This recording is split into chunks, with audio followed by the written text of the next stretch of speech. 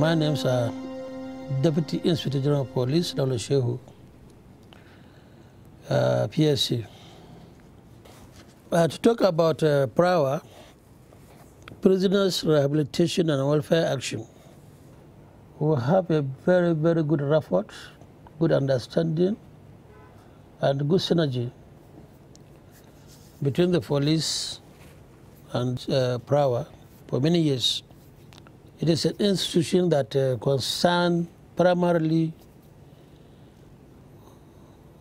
on respect of dignity and human rights,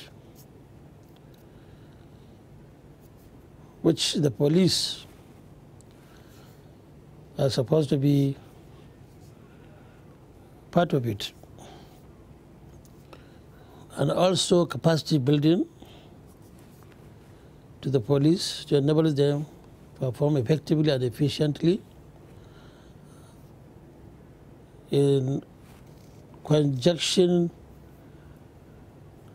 with the fundamental respect to the fundamental human rights as enshrined into the Nigerian constitutions of 1999. It's very, very beneficial, and at the same time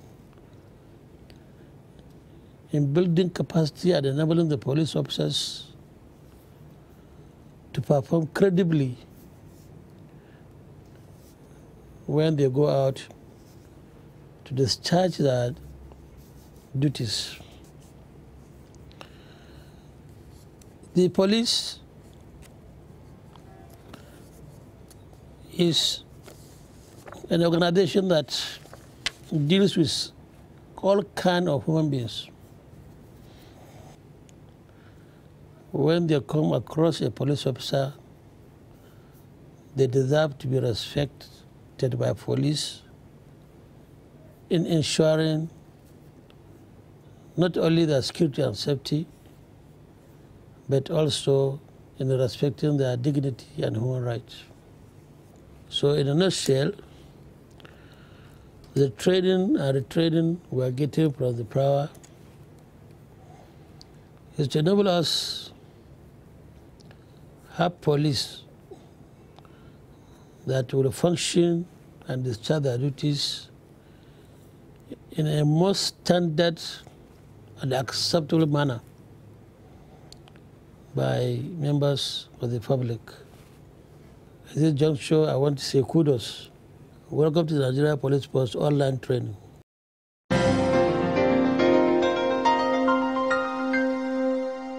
Welcome back. We are going to conclude this our long discussion on gender and human rights with a discussion around promoting gender mainstreaming in Nigeria police institutions and work. The objective of this lesson is to create awareness on how gender mainstreaming can be promoted within the Nigerian police institutions. The expected outcome is that you will be able, at the end of this module, to identify approaches and strategies of gender mainstreaming and integration, and how this can enhance the work of the Nigeria Police Force.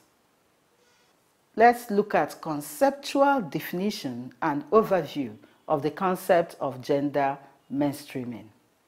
In order to understand the concept of gender mainstreaming, we should first look back at issues around gender-based discrimination.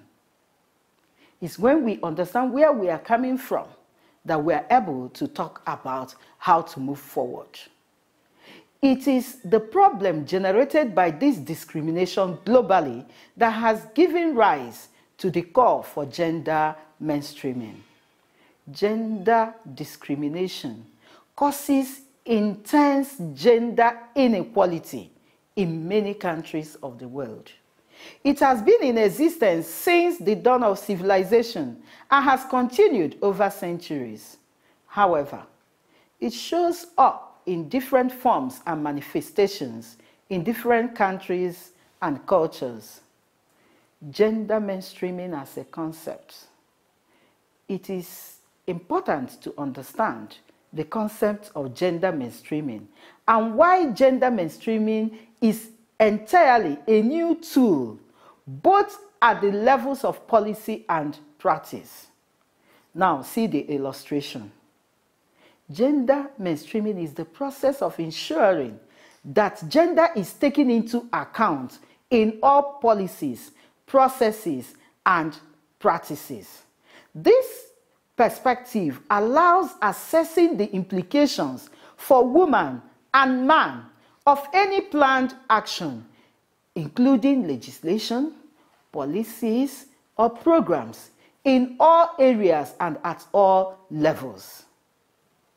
The strategy ensures that women's concerns and experiences serve as an integral dimension of the design, implementation, monitoring, and evaluation of policies and programs in all political, economic, and social spheres, so that women and men benefit equally and inequality is not perpetuated.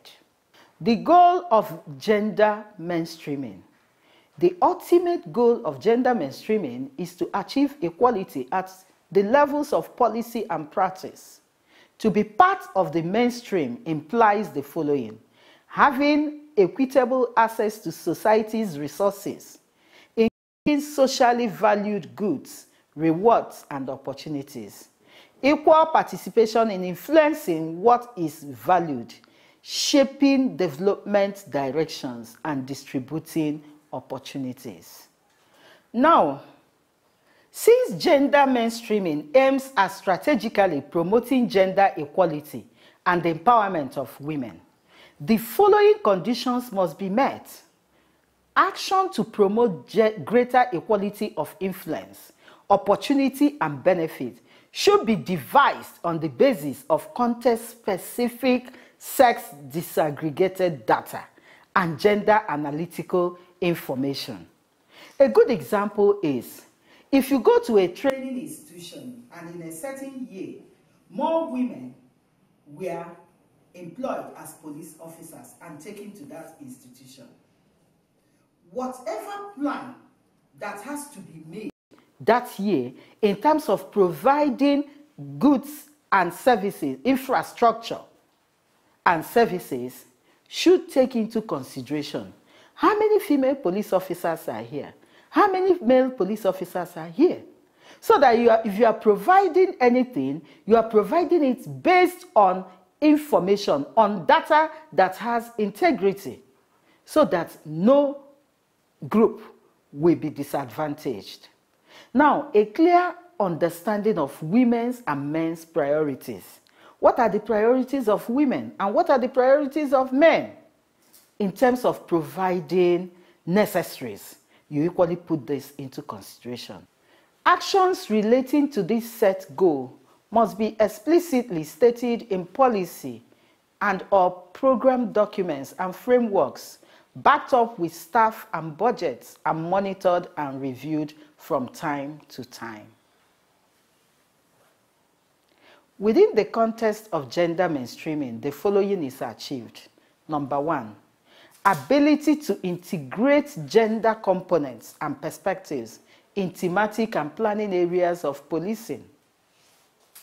Two, gender equality balance, that is, providing equal opportunities to all members of the police force based on talents and qualifications and not on gender. Three, female police officers have opportunity of participating in areas traditionally acclaimed as males preserve. Importantly, the system provides the voiceless with voice. 5, measures are put in place to protect the human rights concerns of women and other vulnerable groups as relates the policing. Levels of gender mainstreaming. Gender mainstreaming can be divided into the following levels: policy level, institutional/organizational level, programs and project level. The process of gender mainstreaming at various levels. Effective gender mainstreaming can occur if the following are in place. A clear gender policy. We know today that the Nigeria Police Force has a gender policy. With that policy, a lot can be done around gender mainstreaming. 2, practical coordination of all gender mainstreaming initiatives. 3, a clear guide on gender mainstreaming and best practices. 4, training and capacity building. 5, awareness creation and advocacy on gender mainstreaming. 6, partnerships and networking for persons and institutions. 7, research and information dissemination on gender issues. 8, resource mobilization. 9, monitoring, evaluation, and reporting. Now, what methods are used in gender mainstreaming? The methods that are used include the following: carrying out a gender analysis regularly. 2, carrying out participatory training. 3, consultative meetings and feedback fora. 4, preparation and dissemination of information, education and communication materials. 5, creation of data banks and resource center on gender mainstreaming and support services. 6, creation of membership associations of people and organizations involved in gender advocacy. 7, media and publicity programs. A broader concept of gender equality. In everything we are saying, equality is critical, is at the center. Equality and non-discrimination. Now, in this, there's requirements for a more holistic approach to gender policy in order to tackle the various causes of unequal relation between the sexes in all areas of life. In work, in politics, sexuality, culture, and male violence. To achieve the broader concept of gender equality, the following should take place. 1, incorporation of a gender perspective into the mainstream of political agenda. If we have done this very well, today the percentage of women at the National Assembly maybe should have been higher than what it is now. 2, inclusion and participation of women in decision making. Women should be taken to decision making tables because often the decisions that are made equally affect the lives of women. Prioritizing gender equality, objectives, and framing policies of relevance for women. This is also critical. Number 4, to have a shift in institutional and organizational cultures. The following should be done. Number 1 is the adoption of organizational cooperation on gender issues across all policy areas, levels, and departments. Gender mainstreaming must be institutionalized through concrete steps, mechanisms, and processes in all parts of the organization. 3, the use of appropriate policy tools and techniques to integrate the gender variable in all policies and monitor and evaluate all policies from a gender perspective. What are the gaps in the laws and policies and practices and possible solutions to address this?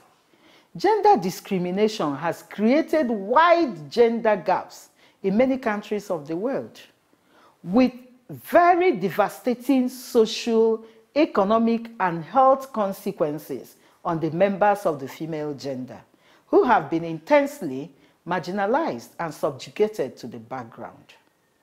This has been perpetuated mostly by patriarchy and all the attendant privileges.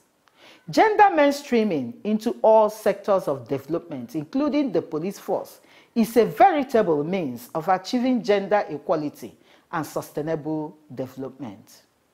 Equality between men and women is an essential condition for development. As I pointed out earlier, that no country can develop without carrying the women along.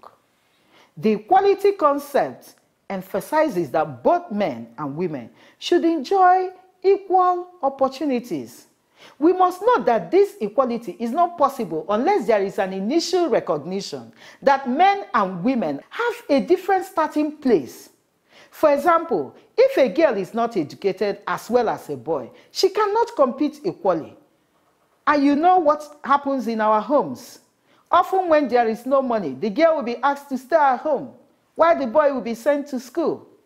Although we give it to our government because certain steps have been taken to ensure that there is a little balance.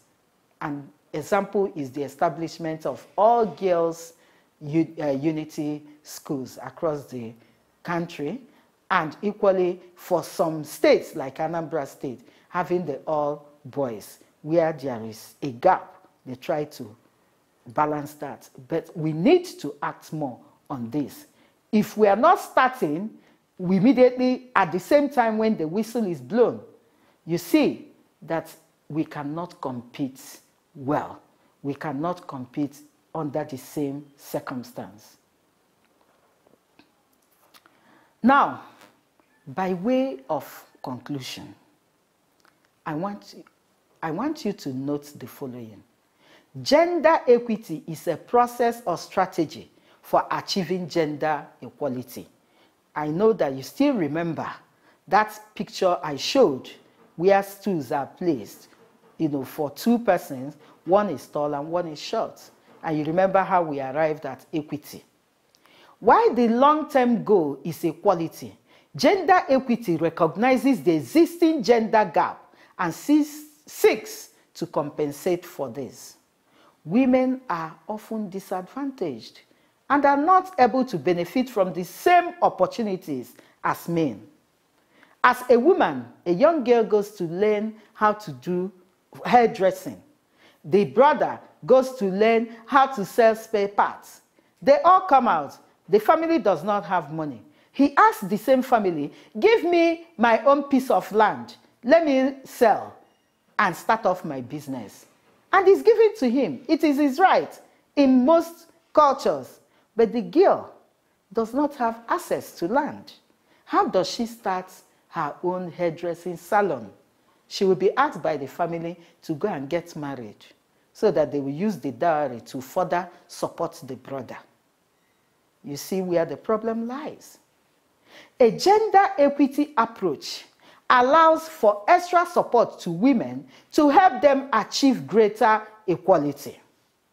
Thus, gender equity activities allow for the unequal treatment of men and women in some circumstances in order to achieve equality. And this is what we refer to as affirmative action. It is just like a temporary measure to correct previous lapses of injustice. And that was what Nigerian women were asking for when they were talking about give us 35% affirmative so that women will be more represented in government. As police officers, we like you to interrogate all that has been raised here, and within the police also, let there be processes put in place to ensure that in decision making, in taking actions, in project implementation, in infrastructural provision, in promotion, in everything, there is gender mainstreaming. This will make for equality, this will make for non-discrimination, and this will ultimately make for justice for both men and women. Thank you.